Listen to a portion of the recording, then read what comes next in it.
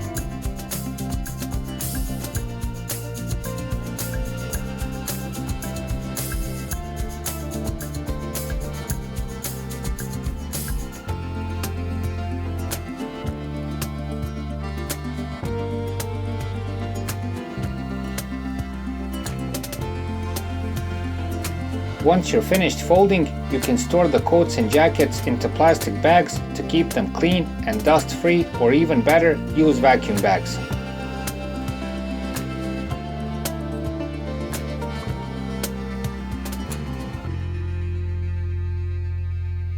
So that's it for this time. We hope the video helps. Please like and subscribe, it's a huge help for what we're doing. Thanks for watching and thanks for your time.